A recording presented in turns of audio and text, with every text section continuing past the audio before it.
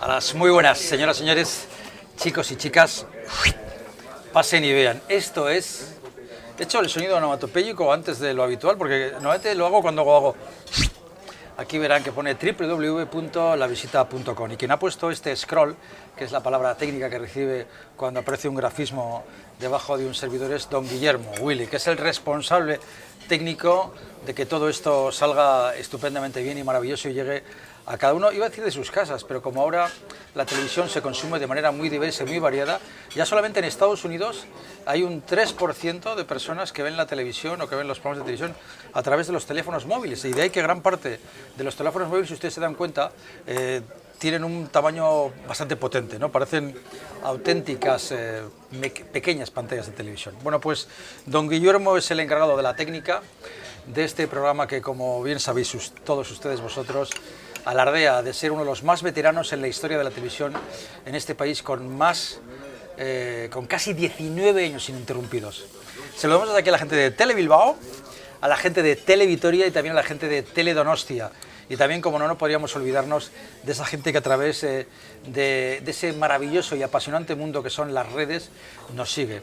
Con una agradabilísima sorpresa, recibimos cada vez más los comentarios y las muestras de ánimo de gente de Venezuela, Colombia, Argentina, mucha gente de Argentina, Puerto Rico, y eso, pues también hay gente que nos ha escrito desde Suiza, y no sé, igual por alusión a esa película que ha vuelto a recuperar el actor de apellido Iglesias. Bueno, que estamos aquí casi todos ya dispuestos y preparados para un programa diferente, porque bajo la misma estructura, una mesa, sillas y la conversación, hemos invitado, que no hace falta usted que haga tanta parafernalia, ex Juan Ignacio. Ya cito, estará con nosotros John Fano al final del programa para, de alguna manera, pues poner esa parte lúdica más frívola y no sé si entretenida, porque el objetivo inicial de este programa es entretener, si a la vez culturizamos será estupendo. Intervendrán también hoy, abriendo el programa, David Barbero, al que desde aquí ya sabéis que propongo que le nombremos todos los que nos veis desde el País Vasco, desde San Sebastián, Vitoria, bilbaíno ilustre y el premio Paseante. Y también estará con nosotros un miembro del equipo al que vamos a incorporar excepcionalmente gracias a la amabilidad de Willy, don Guillermo, que será, dice que decir egiptólogo es mucho, pero estará José Félix también con nosotros. Dicho todo esto, Willy, me vuelvo loco, ¿puedo mirar a todas? O miro a esa, sigo mirando a esa. Dicho todo eso, ya tenemos dispuesto y preparado todo para hablar del Sueño de los Faraones, que es un libro que ha escrito este buen hombre, tengo aquí a mi vera, a quien doy las gracias por venir, don Ignacio Ares, y de segundo, ¿cuál era? Regueras, más conocido por el nombre de Nacho Ares. ¿Qué tal? ¿Cómo estás? Muy bien, y fíjate que además puedes seguir comiendo, ¿eh? Has comido la mitad exactamente. La mitad exactamente de esta maravillosa cuajada con miel. ¿Te está gustando, no? Me está gustando, pero no quería mancharme, que ya me he manchado. Ya he visto que te has manchado un poquito. Pero bueno, me lo tapa el libro. Bueno, mientras le pegas otro boca a otro, permíteme que te presente, porque además... Por favor, estás en tu programa. Este es afortunadamente un programa, y tú tienes que saberlo porque has hecho también televisión, es como una especie de libro.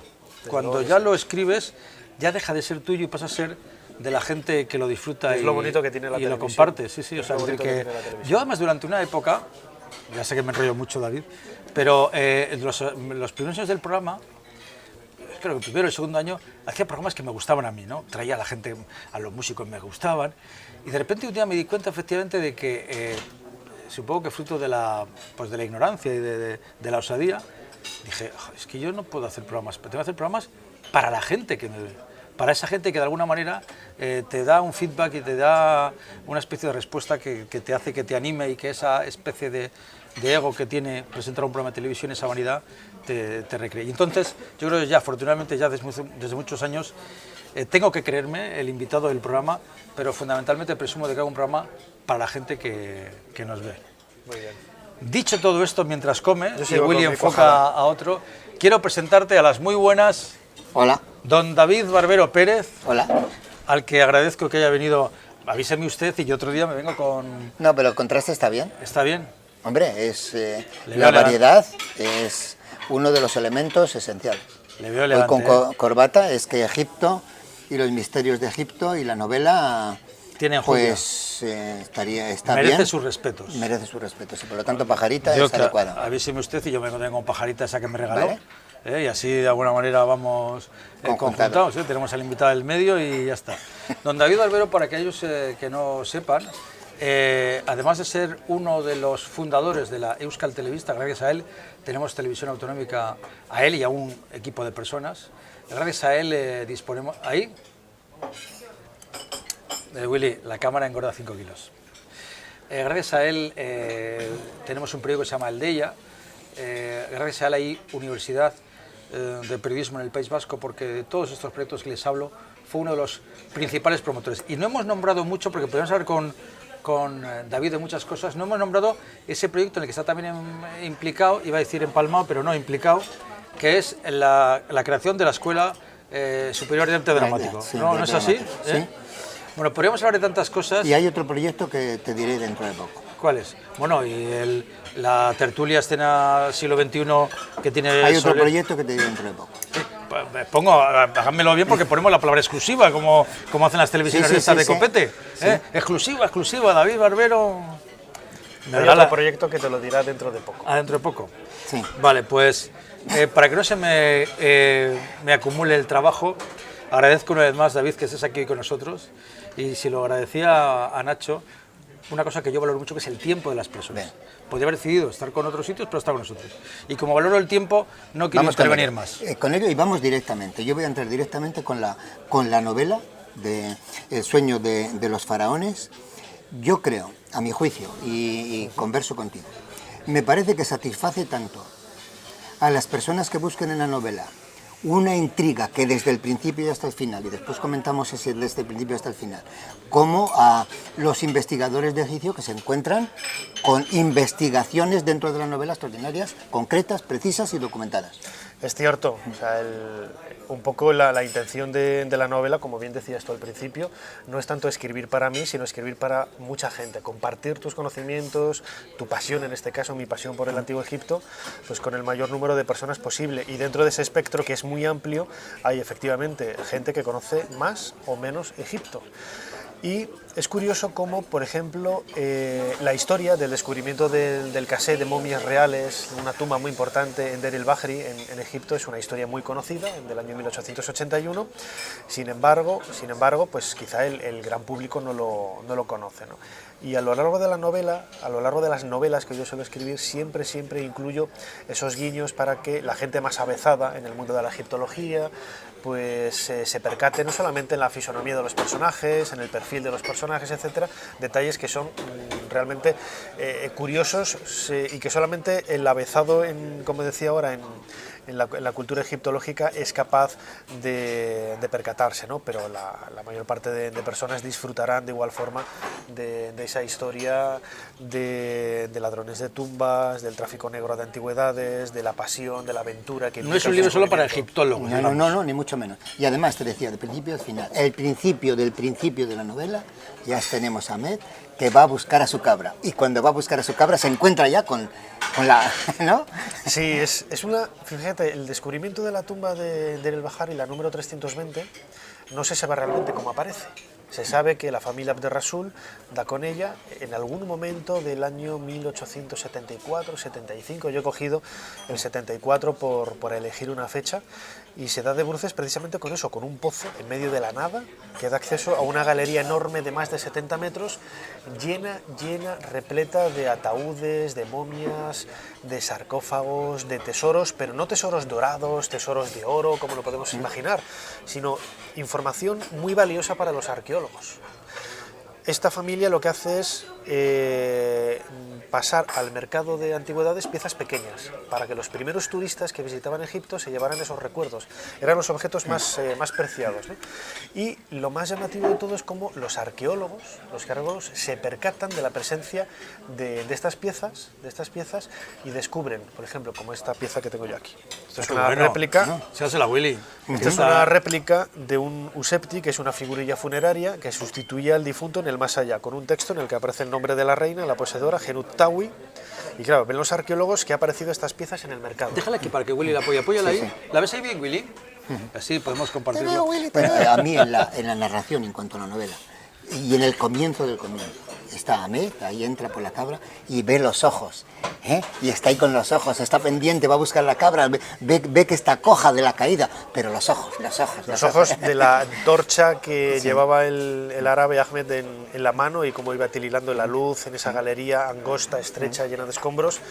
Y las sombras, formadas por la propia luz, van creando ese movimiento en el rostro de los ataúdes que había al final de la galería, ¿no? Como si le estuvieran viendo desde el fondo del tiempo, desde esa máquina del tiempo infinita que es en la que se convierten en muchas ocasiones las tumbas en el Antiguo Egipto, ¿no? Es una puerta al pasado. Y desde el principio hasta el final, es decir, en cuanto a novela, es decir, hasta el final, el epílogo, ahí están todos, o sea, los elementos hasta ese momento vas descubriendo cosas, ¿verdad? Sí, porque en realidad uno de los aspectos que más me interesa de la egiptología es la historia de la arqueología, la historia de los descubrimientos.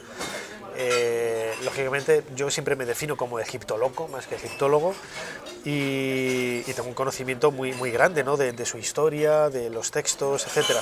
Sin embargo, la aventura protagonizada por estos grandes hombres que fueron capaces de dejarlo absolutamente todo en sus países de orígenes, incluso gente pudiente que podía vivir perfectamente en sus países y prefirieron vivir de una manera muy austera en una tienda de campaña en el desierto, pues toda esa aventura es realmente apasionante, contar día a día cómo eran las excavaciones y sobre todo pues los problemas que había en el mercado de antigüedades de aquella época, que es una historia para mí, yo creo, de lo más increíble, que por desgracia se sigue repitiendo en la actualidad, tiene muchos paralelos. Y después la historia, es decir, insisto, en cuanto a novela, cómo se van conjugando, bueno, dos intrigas. La del siglo XIX, del descubrimiento, de la venta, del saqueo, todo eso, y toda la parafernalia que hay por dentro, y capítulos alternativos, nos volvemos la época faraónica. al 949, ¿no? Antes de nuestra época, donde también hay la intriga de todo lo que pasó, ¿no? Sí, es curioso ver cómo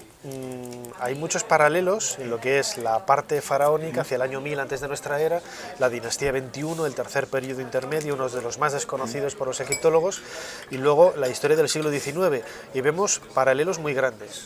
Vemos saqueos, traiciones, corrupción, y en el 19 vemos exactamente lo mismo, como las tumbas se seguían saqueando, la corrupción de los oficiales de la administración, etc.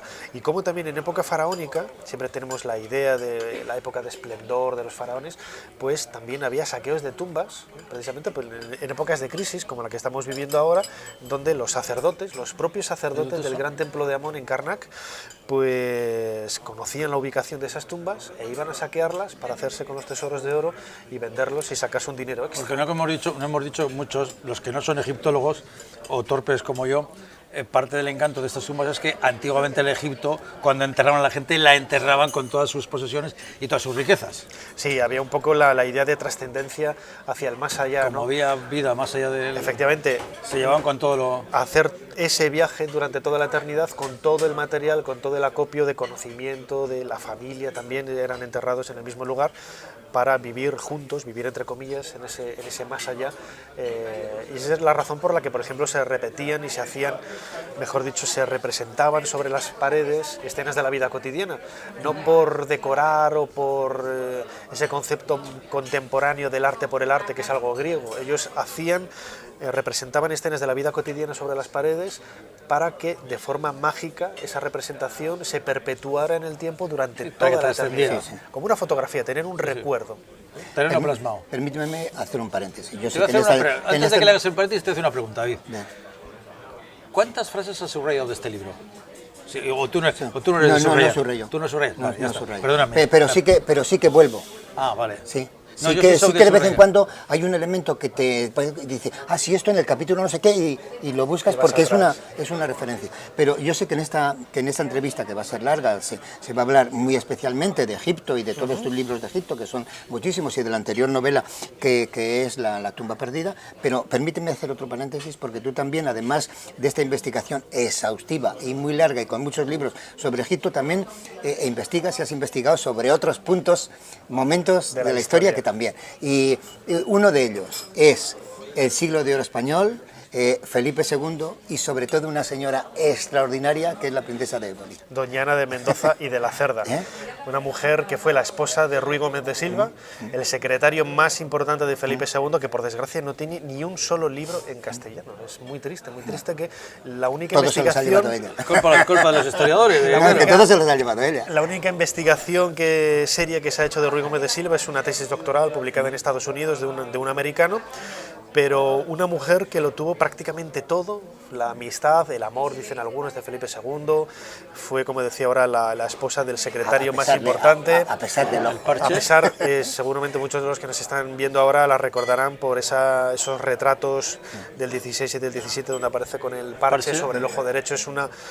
Los documentos que hablan de ella nos la describen como una de las mujeres más bellas de la corte de Felipe II, a pesar de ese defecto en el ojo. Una mujer fascinante que a mí me cautivó desde hace ya casi 20 años, ¿no? Indagando un poco sobre las...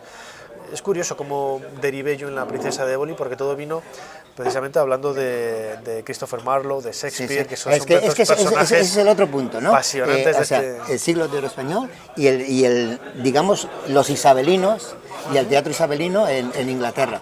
Bueno, Marlowe, Shakespeare también. Si Shakespeare es Marlowe y él no existió, si es Bacon, ¿no? Sí, yo llevo a la princesa de Éboli, como digo, adentrándome en la biografía de Christopher Marlowe, que es uno de los autores más conocidos del teatro isabelino, contemporáneo de William Shakespeare, al final es el último tercio del siglo XVI en Inglaterra, y yo sabía, y está constatado, que él sirvió de agente, de espía, para Walsingham, que era el gerente, por así decirlo, de los espías de la reina Isabel de Inglaterra, y se sabe que estuvo en España. Y yo le seguí un poco la pista a través de esas investigaciones y di con la princesa de Éboli. Claro. Entonces, Es que se juntan. Buscando uno te encontraste a otro. Sí, es que además en el retrato, en la novela, ahí se juntan los dos, ¿verdad? Él viene a investigar, digamos, a espiar, en definitiva, sobre la Armada Invencible. Y va a investigar y ahí se juntan. Que aparece la figura de doña Ana de Mendoza, la princesa de Éboli. Esto lo publiqué en una novela publicada con Ediciones B, El retrato, en donde, relatando las aventuras de Marlowe en España, pues yo creé una ficción histórica a partir de la cual él iba a Pastrana y se encontraba con la princesa de Éboli, que ya en aquella época estaba encarcelada, y todavía nadie sabe por qué, porque Felipe II nunca, a pesar de haber tenido una relación muy estrecha con ella, nunca llegó a decir cuál fue la razón última por la que fue encarcelada, y Marlowe y doña Ana de Mendoza, conspiran un poco contra la corona española en favor de lo que luego sería el desastre de la Armada Invencible, ¿no? Vamos a conspirar. La princesa de Éboli nos ha traído esto para ti. No es mío, es de la princesa de Éboli. Toma ya. No, la princesa de Éboli, ya ves que... Toma ya, y huelen, ¿eh? Mira, la tele tiene muchas cosas, pero jamás podrá disfrutar del de algo vivo. Sentido, efectivamente, de algo del vivo, olfato de... ¿A qué huele? Había un anuncio, ¿a qué huele este programa? ¿A qué huelen estas flores? David, siempre es un placer tenerte aquí. Para mí es un placer charlar contigo. Y voy a hacerte, ya gracias. que voy a hacerle una pregunta. No hayamos hecho alusión de que naciste un 27 de agosto en León, pero estudiaste Historia Antigua en la Universidad de Valladolid, donde estuviste... por ahí estás arrastrando algo, David. Nada, pensaba que había un ruido por ahí raro. Digo que estudiaste en la Universidad de Valladolid y tengo entendido, una de las cosas que me ha dicho David Barbero es que es uno de los autores teatrales más premiados en el País Vasco. Muchas de sus obras han sido premiadas. Y sé que hay una maldición en el Teatro de Valladolid. El Teatro Zorrilla. En el Teatro Zorrilla. ¿Qué hay de cierto de todo eso? A ver, en el mundo del teatro sabes que siempre hay leyendas entre los actores, miedos, fobias, el color amarillo, etcétera, ¿no? Pero la leyenda dice que los franciscanos, cuando tuvieron que abandonar el sitio donde tenían su convento, en la Plaza Mayor, en el centro de la ciudad, lanzaron una maldición, porque esto fue por la desamortización de Mendizábal en el 19, cuando se enteraron de que se iba a construir un teatro, algo frívolo desde luego, y que nada tenía que ver con la religiosidad que ellos practicaban, lanzaron la maldición de que el día que el teatro se llenara, este ardería. Y yo investigando resulta que no es que sea cierto, pero me confirmaron que en efecto, siempre se dejan 2 entradas sin vender. ¿Ah, sí? Es verdad, es una tradición que viene desde hace muchísimo tiempo y que es un poco también pues, producto de un error del arquitecto que dejó un par de butacas justo detrás de una columna, en donde si te pones ahí, lógicamente no ves nada. Y esas entradas nunca se venden. Y es la razón por la que seguramente el teatro pues, sigue en pie todavía hoy. Sí, sí, sí. Bueno, como digo, ahora vives en Madrid, Sí. tengo entendido, supongo que estarías por 5 o 6 años en Valladolid viviendo. No, un poco más. Un poco más. Desde los 6 años hasta los 27, casi, O sea que 20. O sea que naciste en León, pero rápidamente te fuiste... Sí, bueno, estuve en Madrid, y luego a Valladolid, y luego a Madrid, pero vamos, siempre saltando un poco de... Oye, ¿y por qué, ahora ya que estás citado, por qué te digo por la historia y no por, no sé, la filología, que también... Pues buena pregunta. A ver, realizando un trabajo sobre el descubrimiento de la tumba de Tutankamón, cuando tenía 13 años, lo que antiguamente Está en era... octavo de GB. Sí, octavo de GB. No me has dicho la exclusiva, David, porque Pues- él no te habló de la generación EGB, del musical ese que está preparando. A pesar que le vas a decir ahora. Ah, próximamente, vale. Próximamente, exclusiva de David Barbero. Bueno, pues realizando este trabajo sobre el descubrimiento de la tumba de Tutankamón, me quedé enganchadísimo a la historia de los faraones. Luego, lógicamente, el 95% de mi tiempo lo dedico a la egiptología, ¿no? Y luego, bueno, pues tengo otros trabajos en televisión, en radio, que sea más... No, de eso hablaremos, pero digo, espectros ¿cómo más te da, amplios de la voy historia. a tu infancia, juventud, ¿cómo te da un día por eso, por hacer historia? O sea, ¿hubo tu padre un día te incitó, No. o ese trabajo precisamente cuando con 13 Sí, años ese fue precisamente ese trabajo y descubrir, leyendo un libro, un clásico que yo recomiendo desde aquí a todos los que nos están viendo ahora, que es Dioses, tumbas y sabios, un libro de C.V. Ceram, Dioses, que tumbas es y sabios. la historia de la arqueología, pues en América, en Oriente y en Mesopotamia, y donde vamos a descubrir, pues bueno, yo por lo menos descubrí la aventura fascinante de todos esos personajes que decíamos antes que en el siglo XIX llegaron a redescubrir para el resto del mundo la historia de nuestro pasado. A mí me pareció algo alucinante y poco a poco pues fui leyendo libros de historia, sobre todo de Egipto, hasta Te digo hasta porque ahora. en tu época no existía Tadeo Jones. No existía. Lo habrás visto, supongo. Sí. Además es de un dibujante de Valladolid. Además allí en Valladolid lo tienen mucho cariño y mucho aprecio. Cuando Sí. hay un guiño en la película, cuando él enseña su pasaporte, no sé si os habéis fijado y si no, hacedlo ahora, él enseña su pasaporte y aparece el sitio donde viene, que es Valladolid. Aparece No me he fijado. en el Creo que sí que pasaporte. aparece. Ah, no, es en futbolín, me aparece el escudo del Atlético. Habrás visto la de Indiana Jones, supongo. Sí, por supuestísimo, un montón de películas. Pero fíjate, yo no he entrado en la arqueología y en la historia por Indiana Jones, como ha hecho muchísima gente. Me gustaba, eran películas entretenidas, pero por ahí no he entrado. Yo he sido más siempre de leer, más que de... Has venido de antes. películas. Oye, durante la comida, en la que he podido ver exactamente, y ahora tendremos en unos minutos la ocasión de poder conocer a José Félix, de un Egipto loco, como dices tú, una de las cosas que has hecho, y por eso te decía, en la actualidad estás al frente de un programa, Ser Historia, en la cadena Ser, pero has tenido un pasado muy vinculado siempre. Has estado durante 10 años dirigiendo la revista Arqueología y te preguntaba, ¿y cuánta gente? Claro, uno cuando es ajeno entre medio de su mundo dice, oye, ¿y eso a quién le puede interesar?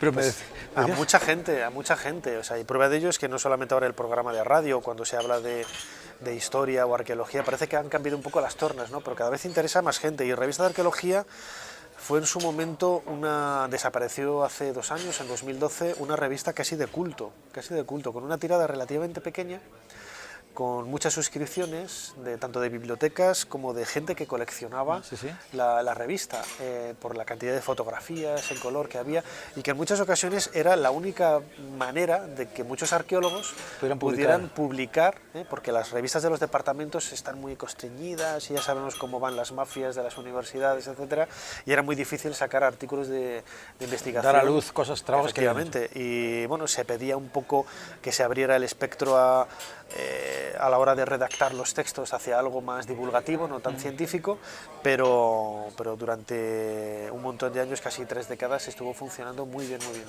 Y funcionaba muy bien y cerró porque el grupo MC Ediciones, bueno, pues en la dinámica de la crisis en la que estamos moviéndonos ahora, pues decidió cerrarla, pero la revista daba 10 años de director. Sí, efectivamente, de 2002 a 2012. Estuviste 10 años de director, pero en esos años, hasta aquí te ha traído este libro, El sueño de los faraones. 16 libros escritos, 10 de ellos sobre el tema de Egipto. Entonces entiendo que me ha dicho que suscriptores había unos 2.000 suscriptores más 5.000, o sea que por lo menos 10.000 personas compran este libro. Sí, hombre, espero que muchas más, ¿no? Esos son los que compraron un poco La tumba perdida, y Egipto es un tema muy atractivo, ¿no? Que llama mucho la atención, lo comentábamos ahora en la comida, ¿no? ¿Por qué no tanto otras culturas de la antigüedad, no solamente de Mesopotamia, incluso del mundo maya? Sí, la historia en general, sí.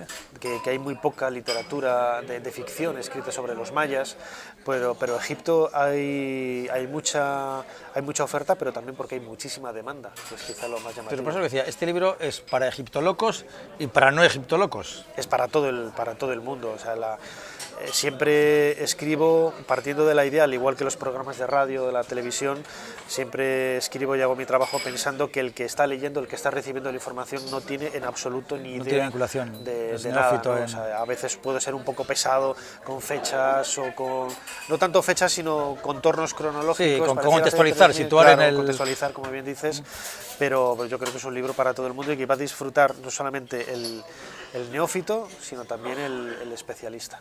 Haciendo la referencia a la televisión, estuviste durante un tiempo presentando un programa propio, ahora colaboras con Iker Jiménez en Cuarto Milenio en televisión. ¿Qué tal la experiencia esa? La experiencia tanto de la radio, o sea, ¿qué te aporta como la de televisión? En la parte, una parte más, digamos, divulgativa de historia y otra más de misterio. Bueno, pues yo tengo tres ramas, tres profesiones, la literatura, la radio y la televisión. Si tuviera que quedarme con una, la primera sería la literatura, escribir, me encanta escribir. Luego elegiría la radio y en último lugar la televisión.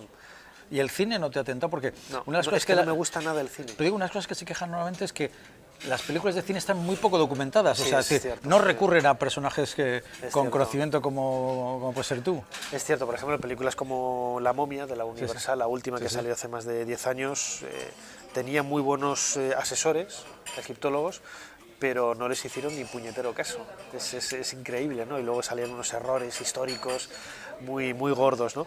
Pero ya te digo, yo prefiero escribir, la radio es un medio muy directo con la gente, la televisión es fascinante, es otra forma de contar las cosas. Lo pongo en tercer lugar la televisión, pero eso no significa que esté a mucha distancia, ¿no? Si tuviera que elegir, si tuviera que poner en un podio, me quedaría con los tres a la vez, pero elegiría en ese orden, literatura, radio y televisión. He preparado muchas preguntas y no quiero quedarme alguna de ellas, porque ahora que los pendientes de la radio, o sea, tus programas que alguna vez en esas noches de insomnio que un servidor ha tenido, y sobre todo cuando tiene criaturas, tus programas son de madrugada y sin embargo dices, nadie debe preparar el sueño de los faraones. Sí, ¿no? Sí, es un poco el antetítulo, subtítulo de la novela, ¿no? Bueno, claro, porque si es tan interesante, yo recuerdo que alguno me vino a la cabeza, alguno ahora, pues sobre todo yo creo en la época de Navidad, en las que me quedé enganchado, de lo último que he recordado, o eso precisamente del siglo de oro, de la literatura del siglo de oro, es decir, claro, si es tan tremendamente interesante, te desvela el sueño.